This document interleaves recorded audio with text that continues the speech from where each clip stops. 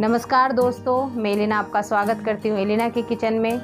दोस्तों आज हम बनाएंगे दो तरह की चटनी, एक लाल वाली खट्टी मीठी चटनी और दूसरा हरी वाली तीखी चटनी।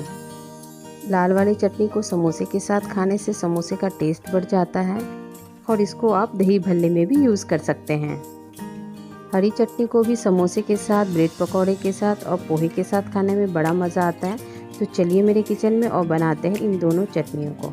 सबसे पहले हम लाल चटनी के लिए मसाला तैयार कर लेंगे। हम कढ़ाई चढ़ा के उसको गर्म कर लेंगे। जब कढ़ाई गर्म हो जाए तब उसमें हाफ टी स्पून जीरा, हाफ टी स्पून सौंफ, 6-7 दाने काली मिर्च के डाल के और उसको भुनेंगे।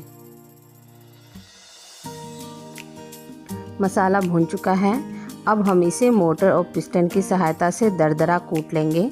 अगर आपके पास मोटर और पिस्टन नहीं है तो आप इसे सिलबट्टे पे भी दरदरा पीस सकते हैं या फिर बेलन और चकले की सहायता से भी दरदरा पीस सकते हैं। देखिए मसाला तैयार हो गया है। अब हम शुरू करते हैं लाल चटनी बनाने की विधि।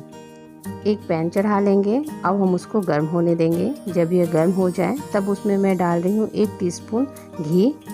अब मैं डाल रही हूँ इसमें 1 पिंच के करीब हींग, 1 टीस्पून कश्मीरी लाल मिर्च पाउडर डालकर हम इसे चलाएंगे। इसे तेज़ आंच पे हम नहीं पकाएंगे, नहीं तो ये जल जाएगा। इसे हम धीमी आंच पे ही पकाएंगे। अब इसमें आधा कप पानी डालेंगे और इसमें उबाल आने देंगे। इसमें उबाल आ गया है। अब इसमें आधी छोटी कटोरी चीनी डालेंगे और इसको अच्छे से चलाएंगे। चीनी की जो पतली वाली चाशनी होती है हम उसके जैसा बनाएंगे। इसे हम ज़्यादा गाढ़ा नहीं करेंगे।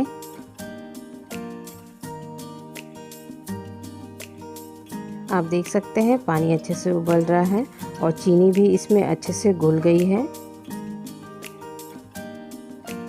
अब मैं इसमें 1 छोटी कटोरी इमली का पल्प डाल रही हूँ।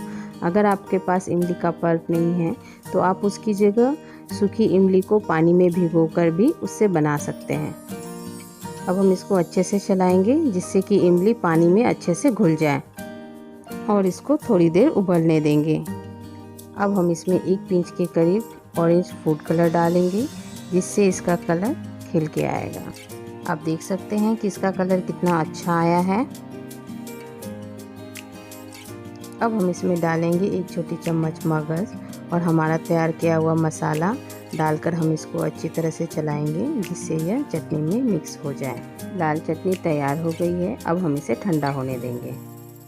अब हम बनाएंगे हरी चटनी, जिसके लिए मैंने लिया है धनिया पत्ते 50 ग्राम, 5-6 हरी मिर्च, 3 लहसुन की कली, नमक स्वाद अनुसार और दही 1 टेबलस्पून। अब हम एक मिक्सी का जार लेंगे। उसमें धनिया के पत्ते, लहसुन और हरी मिर्च डाल के इसको थोड़ा सा पीस लेंगे। इसको मैंने थोड़ा सा पीस लिया है। अब मैं इसमें नमक